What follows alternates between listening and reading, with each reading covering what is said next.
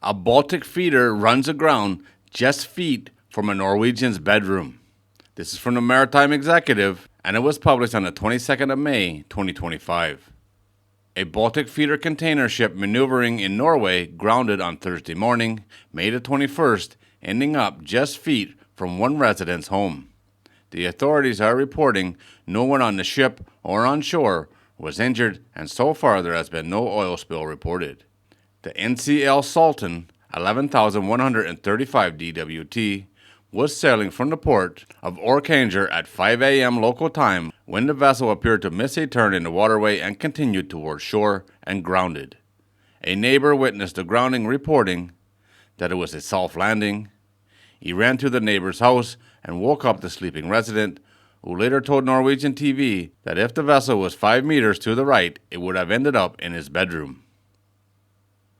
After one attempt to refloat the 439-foot or 134-meter container ship, the Norwegian authorities reported that the vessel's operator had retained a tug to aid with the efforts. They were conducting a ground survey which delayed the planned attempt to refloat the ship at high tide Thursday night. The Norwegian Coastal Administration is saying the survey and analysis to determine if special considerations is needed to be taken when the ship is pulled off is expected to take some time. The police told local media that they had conducted a breath test for the crew member on the bridge, and there was no suspicion of intoxication. The police have collected the vessel's documents and log, but said a more detailed investigation would wait until the ship is refloated.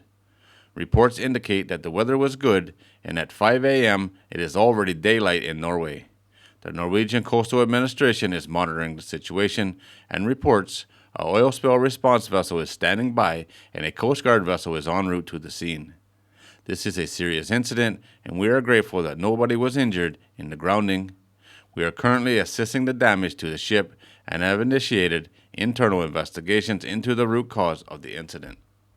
Built in 2002, the vessel is registered in Cyprus and operates a Norwegian coastal route with connections to Bremerhaven and Rotterdam. It has a capacity of 886 TEU. The 16 crew members is reported to consist of Norwegians, Russians, and Ukrainians.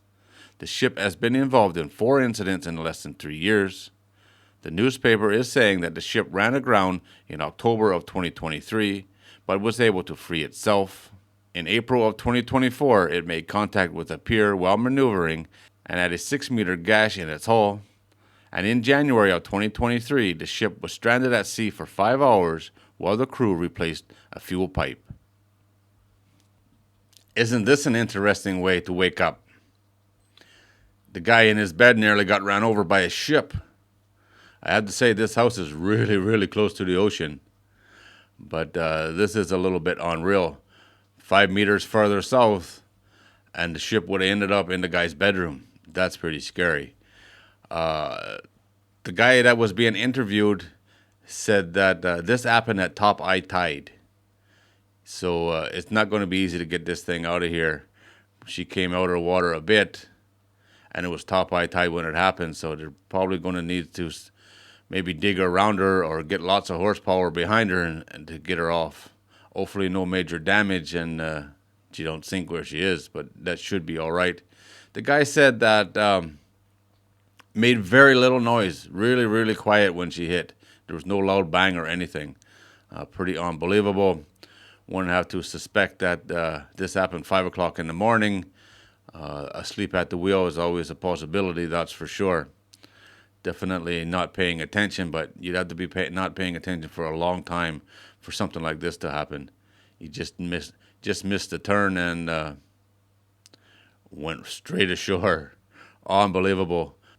I guess we should never be surprised, but this is the closest I've ever seen a big ship to somebody's bedroom. A pretty unique one, I think. All right, guys, there it is. As always, thanks for watching. If you're new here and you like these kind of videos, don't forget to subscribe before you leave, and I'll see you on the next one.